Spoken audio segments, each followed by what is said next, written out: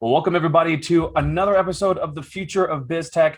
I am your host, JC Granger. I have with me here the founder and CEO of Kindato, Jason Velasco. Jason, thank you so much for being on the show. Why don't you tell the audience a little bit about yourself and the company, what you guys do? Well, thank you, JC. I really appreciate the opportunity for allowing me to talk with you, and I'm looking forward to the conversation. So, with Kindato, we are a global technology and advisory practice, and we focus on building really through data, right? So, we take data and then we figure out the building blocks of that to really gain knowledge and intelligence through that data. And over that time, we do a lot of advisory work, and we'll talk a little bit about that. But also at the same time, we also build and have a pretty interesting portfolio of technologies that we've built in a very short amount of time. So, but I'd love to take you a little bit on the journey if you don't mind. Yeah. Let's hear about the front runner of what you guys do. What's that? What's your favorite thing? Well, so I come from a practice of called electronic discovery. I don't know if you've ever heard of it. It's sometimes called e-discovery. And what that primarily is, it's the process for dealing with data collection, processing, review of data in a litigation or regulatory request portfolio. So that has been my practice area for the last 20 years.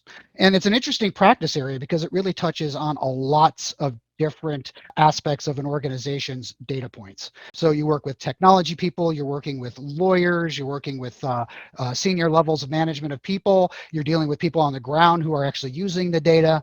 And so that's the practice area that I've been in for the longest time. And that's my first company that I started was a company called Renew Data, which is one of the early pioneer companies in electronic discovery space.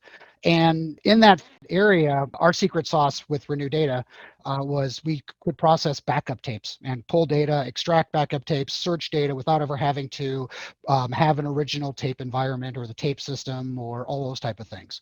And so very lucky, right place, right time. We ended up processing all the backup tapes for the Enron bankruptcy case. I mean, Oh, okay. tens and tens of thousands of backup tapes, petabytes upon petabytes of redundant information. And our job was to take that information, distill it, and filter it. And of course, as part of that journey was really starting to get into how do you actually manage, categorize, locate, store, index disparate types of data, especially unstructured data. And that really tied into one of my original background, which is around data recovery and computer forensics. I actually spent the early part of my career testifying and doing computer investigations and things like that. So it's an interesting journey, and over that time, I've done everything from I was an industry analyst with the e-discovery space, looking at technologies and evaluating it. And then most recently, the last 5 years, I was in-house in financial services, helping build e-discovery technology infrastructures for Deutsche Bank and FINRA. And Oh so, yeah. uh, Yeah. so I had a lot of exposure both at the provider side, dealing with data, but also in-house, trying to actually build and working with those particular systems. And so, one of the things as part of that background is had my hands in lots of different things. I've helped build technology. I've done product management. I've done project management. I've done advisory work, and all of those type of things have really gave me the opportunity to really look at things from a much more holistic perspective. And that's really where Kindato came from. And really, the company is just a child of the pandemic at the end of the day. And I was looking at what's going on in the marketplace. What are people really struggling with it? And I think one of the key areas that you like to talk about, JC, is when I was reviewing some of your podcasts, is around innovation. And to me, innovation is born of crisis. And Yeah. as we were talking to people, and I was trying to figure out what my next steps were going to be, and I knew I wanted to be an entrepreneur again. What I was really trying to struggle with is what's the need? How are people reacting to it? What are the issues with data? How are people interacting with data? And what are the systems that they're touching on? I mean, you see the rise of Slack, Teams, Zoom, Hmm. all of these different disparate data types. Data sprawl is all over the place, right? So what we've been trying to do is now try to figure out how to really address that in the marketplace. So, and what kind of clients do you have right now, or that you're going after specifically with Kindato? And what would you be doing for them specifically? Like, what's that? What would that picture look like? So we started off as again being childs of the pandemic, really hanging up our initial shingle around e-discovery, information governance. How do you manage data? Very quickly, we started looking at we were able to bring some clients on in the academic space as well as with some financial services clients. And what was interesting, it really wasn't e-discovery related very much at all. It touched on some e-discovery points, but it really came down to what, like our academic clients, they were struggling with knowledge management. They were dealing with how do we capture all of this internal information that we've been gathering for years, decades, Mhm. right? Yeah. In terms of both student data, faculty data, administrative data, and then how do we build a culture of knowledge management around that? And so we've been working with them. We've got, for the last 6 months, and we're continuing to help support them on the advisory side, first and foremost, helping them prop up their own knowledge management program in-house, getting them to transition it and bring their own team on board, and then we slip into an advisory role. But at the same time, starting to build technology workflow behind the scenes to help support that.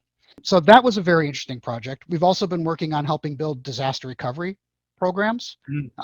Yep. in terms of, clients that, well, how do you actually deal with data redundancy, and how do we deal with cybersecurity, and how do you, because this is a big issue now. So how do we prepare for that?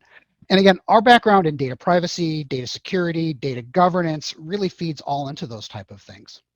And one of the more recent things that we've done is, with all of that background and the fact that we could develop technology, we had a client reach out to us and said, we need help getting shots into arms. They're a regional healthcare clinic, and Mhm. they really couldn't find a right solution to facilitate getting the vaccine out to their population. Now Um, that's interesting. That's yeah, interesting. I like.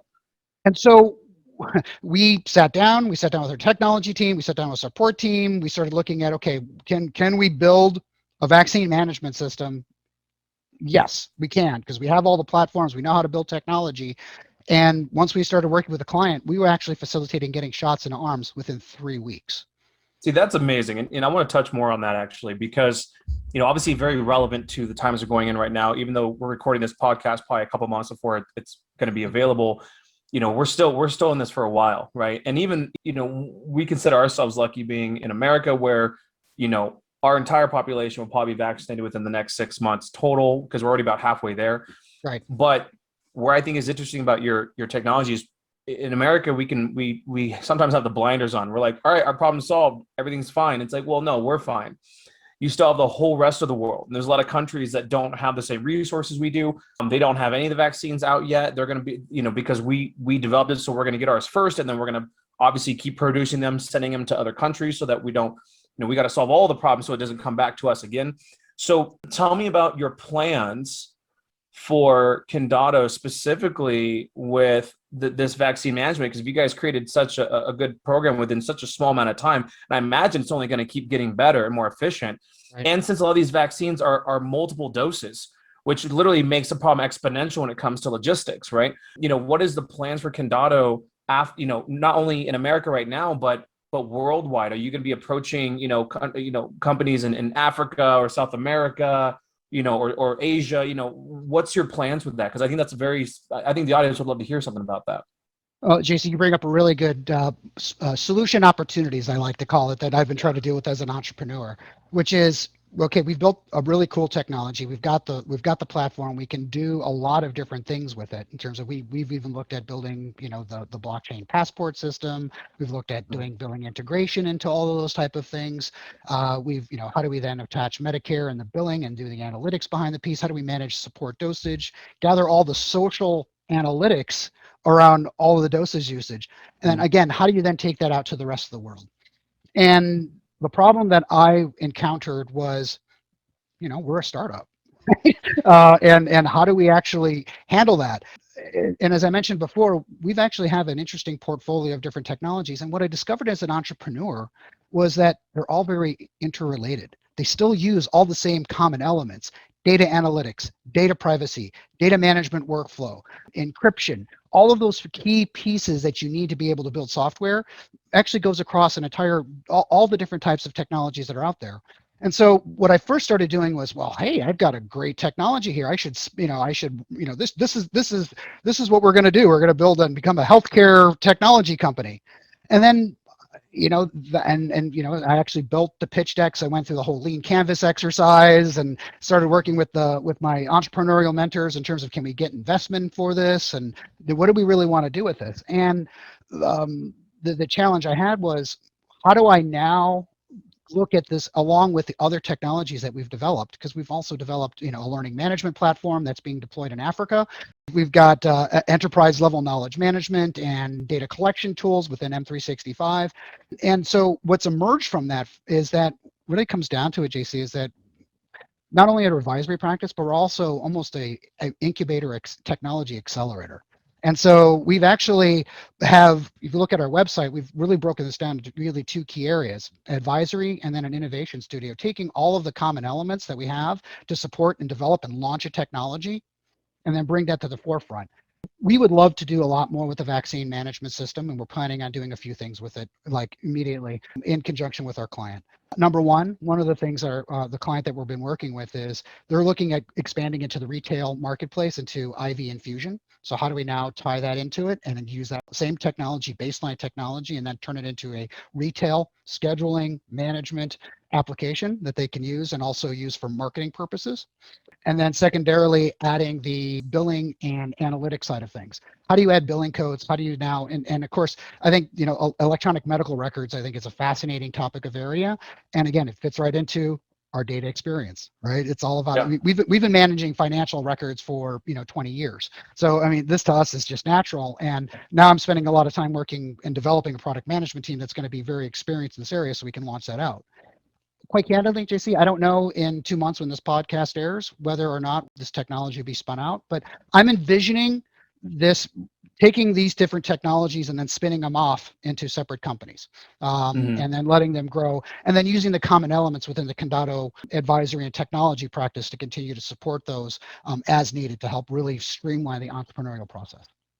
Well, I think it's great, like you said, that solution opportunities and whatnot. And obviously, anyone who can help with vaccine rollouts and just anything to get us back to normal faster kind of thing, right?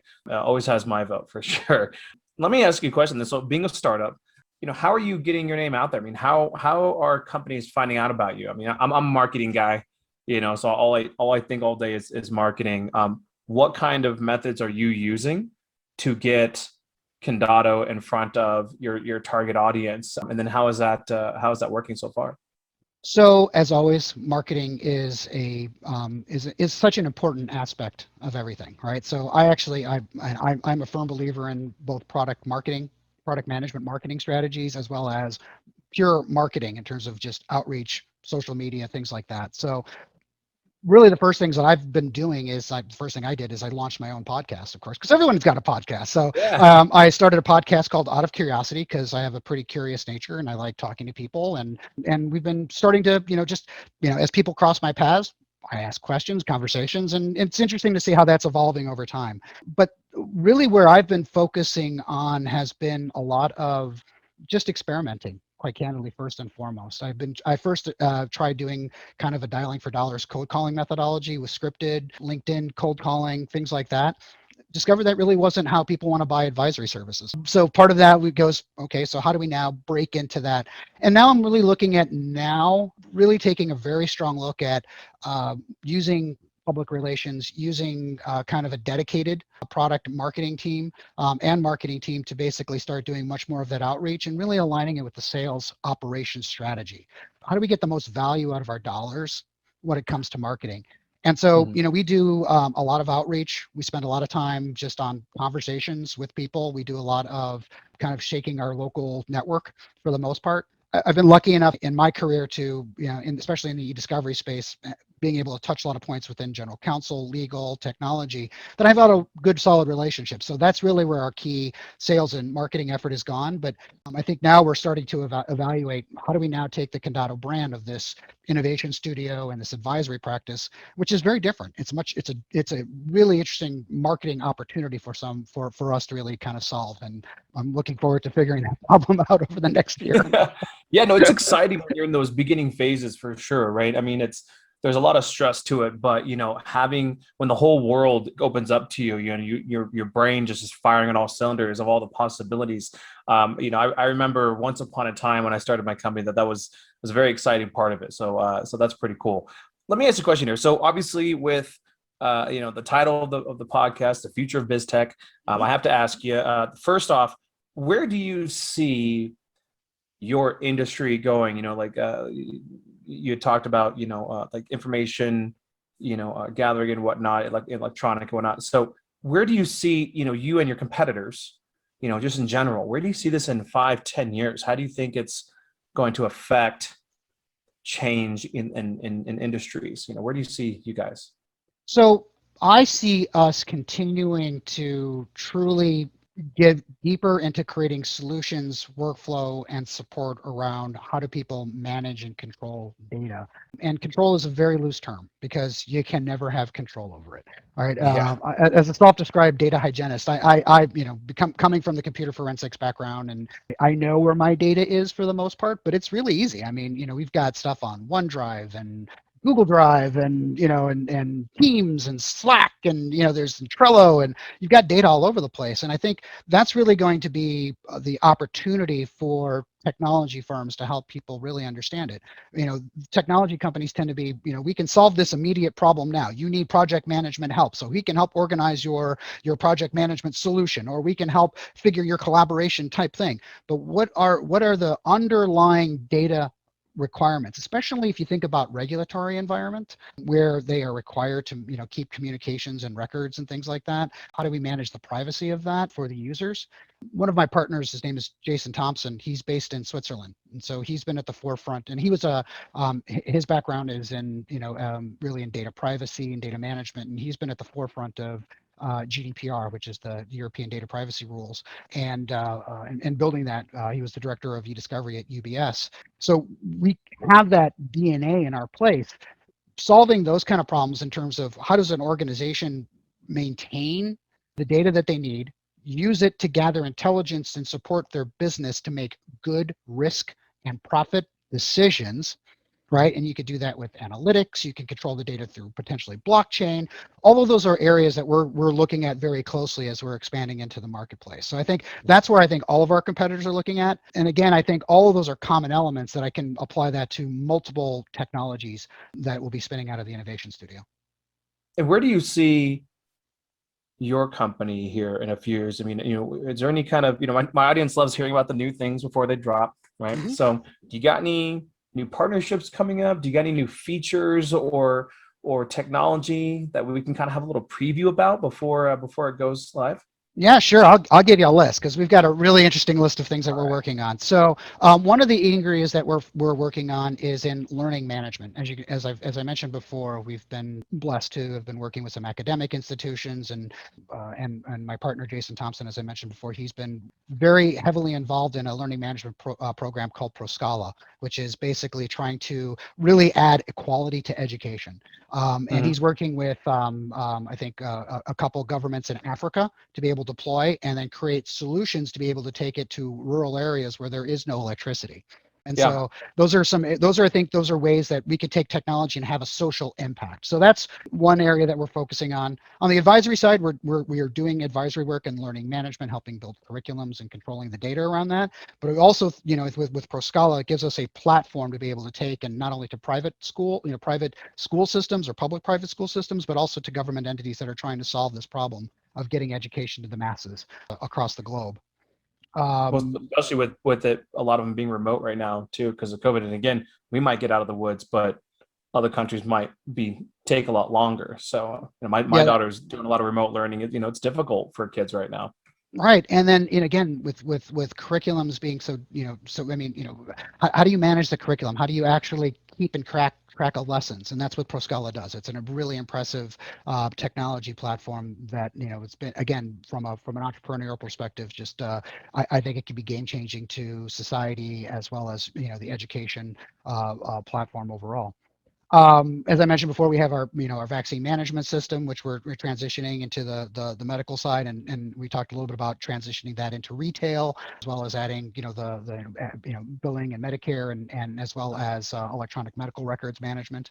We're looking at knowledge management very closely. We think that there's some really interesting opportunities to help data sprawl, because every organization is going to be struggling it, especially with Microsoft M365 and Google Workspace and those type of solutions. So we're looking at some technology pieces around that.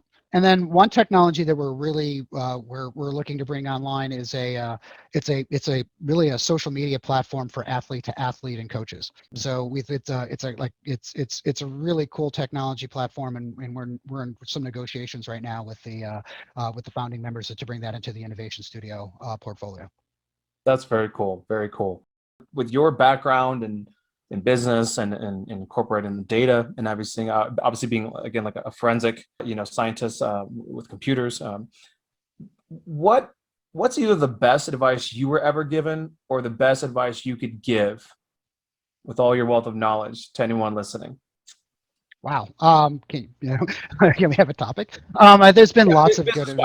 Business wise. Yeah. I mean, like best piece of business advice that you were ever given, or just the best piece of advice you could give based on your experience, for other people who are maybe thinking of doing a tech startup, who might be listening, things like that. I spent quite a bit of time, especially when I was doing the in-house work, really focusing on mindset and mental thought processes to become an entrepreneur again. Because I leveraged that time appropriately, not only working with clients directly, but during that time frame, I knew I wanted to be an entrepreneur again. I think one of the best pieces of advice you can give to any technology startup company is you can't solve everything on day one. You need to be able to pace, and I struggle with this every day, yourself, your team. Preaching to the choir. Exactly. Yeah. And really, if you to be a good leader in a technology company or even type of any organization, really the key thing is taking a step back and being able to listen and absorb the information that people are trying to tell you, and then taking some time to actually digest it before reaching into the holster and saying, okay, we're going to do this, right? And that's something I think is really important.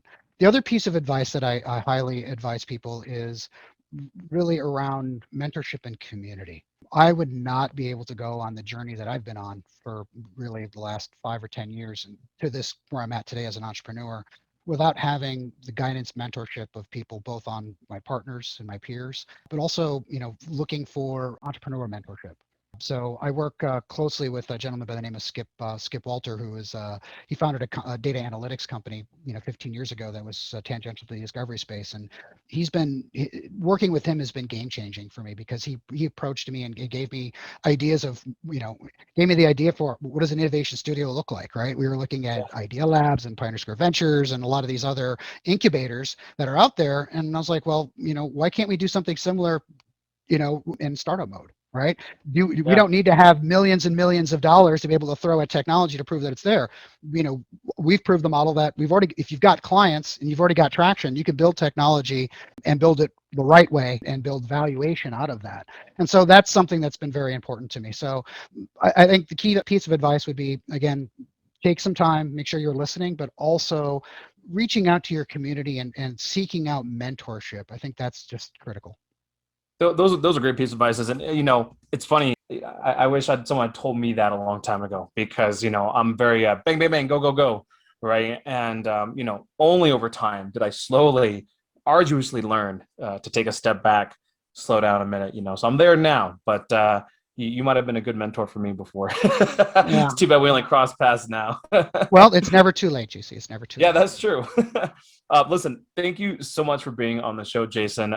How can the audience reach Kindato? How can they reach you personally if they have partnership opportunities? What information can you give us? So we are always available. I'm very highly networked. I respond to I respond to every email and LinkedIn request that I have. So first and foremost, you can reach us at kindato.com, Kindato. Again, knowledge and intelligence through data. That's our I core like that. tenet. Okay. And it's always an interesting journey. And then of course you can reach me out through LinkedIn. JSN Velasco is my handle on LinkedIn, and I spend a lot of time working there and networking and spending time with people. So if you've got any questions or feedback, I'm happy to reach out, and I'm always available by call or text or smoke signals if you really need me to. Awesome. Well, thank you so much for coming on the show, Jason. Look forward to dropping this episode and talking to you again sometime soon. Thank you, JC. I really appreciate the opportunity. Have a great day. You too. Bye bye.